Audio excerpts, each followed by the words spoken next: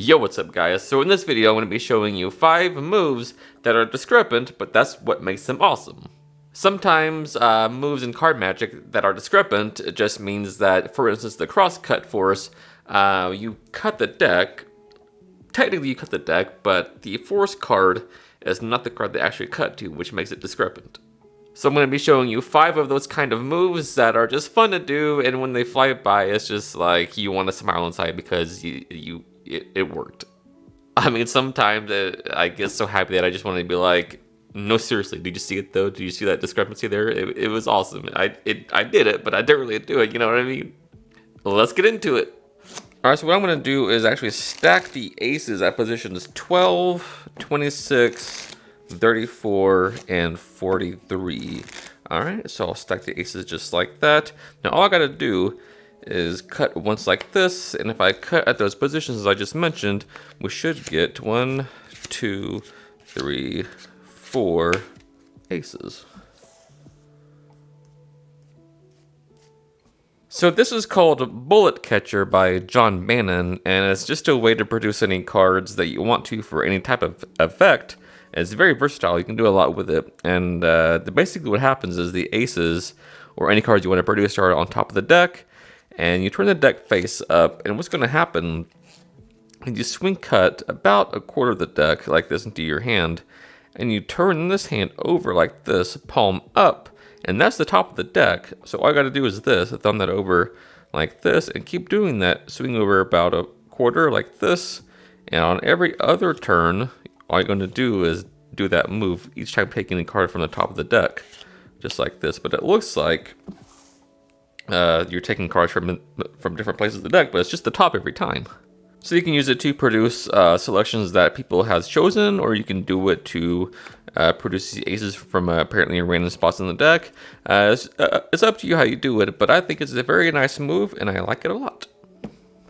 So this next one is called the Shinobi Control, which is based on Lee Asher's Losing Control, and it uses reverse spread technology, which I just love. I love discrepant things like that.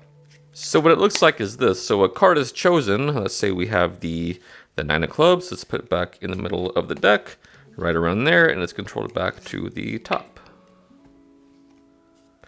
Alright, so here's how you do that. So a card is chosen. Now when they touch one, what you want to do is turn this whole packet inward toward yourself, so you're turning your hand palm down. So the selection is on the bottom of this packet, alright? So you turn it over like this, and pinning that selection face up on the bottom packet like that. Now, normally to get it turned back over, you would just take it again like this in the same fashion and then put it back in the middle, but we're going to do something sneaky here instead, all right? So what's going to happen is that instead of putting it, where it should go, you're going to put it on top. All right, so again, we're here, we do this. Now, as you go to turn it back over, you're just going to sort of close the spread like this as you go to take it. Now, as you take it, you're actually going to put that on top of the deck, kind of like you're doing a Bill Simon prophecy move, right? So you like this, putting it on top like this. Now as you turn it back over, you're going to do that reverse spread move like this. So a card that shoots out is actually a wrong card. It's a Jack of Spades. So that looks like it's there, but really it's on top. So again, in slow motion, we have a card chosen. Let's say it's the Ace of Hearts, right? We turn back over. Like this, remember that card, whatever you want to say. Now as you go to turn it back over, it actually goes on top like this. As you go to turn back over, you just do a reverse spread, so that card goes there, and then the card is controlled to the top. Here it is again at full speed, just so you can appreciate it. We have here the 2 of Spades, a pretty good card, right back in the middle. Snap the fingers, it gets controlled back to the top. Alright, so this next one is a force of a card, and let's say our force card is the 7 of Hearts, alright? So what we'll do is have a spectator say stop any time as we roll down, alright? So they say stop maybe right there, we put their card right there, and it is the 7 of Hearts. Alright, so as a magician, you'll be thinking to yourself, man, that looks terrible, and it does. It looks terrible to us, even to me, and we realize that this move is very discrepant, all right? But for a lay audience, keep in mind, they've never seen anything like this before. And to them, it seems right because, I mean, You know, it just looks the way that it should. I can't explain it. Because honestly, I use this force all the time and I've never been called out on it. Nobody's ever said anything weird about this move. And then it just works and it's very easy. So what you're gonna do is a standard riffle force technique like this, but you don't have to hold any brakes. It's almost self-working, all right? So what you're gonna do is put the deck in your opposite hand, all right? So this is a little touch I put on it. And by the way, this move is called the Tony Hydro Flipover force, alright? So what you're going to do is riffle down with your opposite hand, like this. Now when they say stop, what's going to happen is this. This is exposed view. You riffle down, they say stop anywhere, legitimately cutting where they says stop, alright? So they say stop maybe right here. Now what's going to happen is you allow gravity to let this upper packet fall and revolve around like this into your hand, like this. And then you just thumb over that card. And then this is the convincer, for me at least. And what you're going to do is revolve this top packet over on top of it, as if this came actually from the middle, right? So it looks as if that was the middle of the deck. Once it gets the motion exposed view, they say stop. You use these fingers as support as that packet falls down like this, as it gets revolved 180 degrees, like this. Thumb that top card down, do the exact same thing with that top packet, making it look like that was from the middle, like this. Done at full speed, 7 of hearts again, boom. There it is, the force card.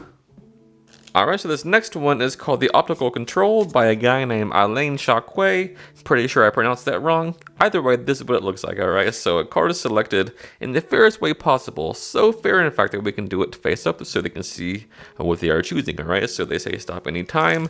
Let's stay on the 6 of clubs, alright? So that 6 can go right there in the middle from whence it came. We push it back in, give it a snap, and it's already on the bottom of the deck. So keep in mind, on camera, this might not look very good, but also keep in mind that a layperson and using misdirection never notice things like this, alright? So if you say to them, hey, remember a card and put a card in the middle, that's where their brain goes. You know, these are called discrepant moves for a reason, because they are discrepant. But with applied misdirection, they just work, alright? Trust me on these. I do these moves all the time, and they always work, alright? So what happens is this. You dribble the deck face up and ask them to say stop anytime. Now once they do, you want to scoot this packet. I'm left-handed, so I scoot it to the left. If you're right-handed, you would scoot it to the right. How do you guys do this? Alright, so they say stop, you scoot it over, we stop on the 6 of clubs. Now what's going to happen is that it's stepped over. Now all that happens is you turn the packet over. Now since that is stepped, if you do this, take that bottom packet and put the card there, they think that's the same card, but it's not. You switched it essentially, alright? So they say stop on the jack of clubs, turn everything over that's still stepped as you turn it over. Take everything in dealing grip essentially. Take the bottom packet and take that bottom card. They think it's the jack, but it's a switched card. So take the bottom card of that packet, put it there, and the control is made. Alright, so this next one is called Discrepancy by Larry Jennings, and this is what it looks like. So, card is chosen from a face-up deck again, alright, so they can essentially name any card. So let's say we name the 2 of spades, alright, so that gets placed over there. And let's say we wanted to reverse the card, so all we do is toss it back in, and then we just snap the fingers, and that 2 of spades is reversed in the middle of the deck. Now that's just one thing you can do with it, but there's plenty of other things you can do with it as well. So here's the basic move, and this is why it's discrepant. If you really did that, if you took a card, turned it face down, and put it down like that, it would just be face up. So it's almost like a KM move. So what you're doing is this. It's basically a KM move meets a Collins spread switch, alright? So what happens is this, they name a card.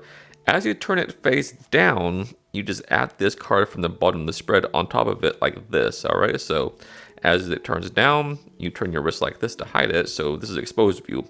It turns down, that card gets added on top. As you turn this wrist over, depositing that switched in card, so that's still there face down. So this is exposed view, slow motion, the jack of hearts.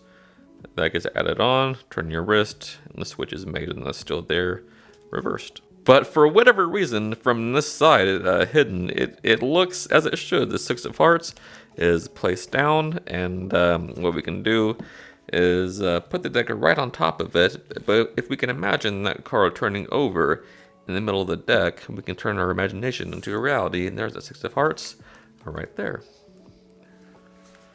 Alright guys, so as always, I really appreciate you taking the time out of your day to watch this video, and I really hope that you learned something new, and I really hope that you were entertained by this video as much as I was making it. Until next time, happy practicing. I love you guys.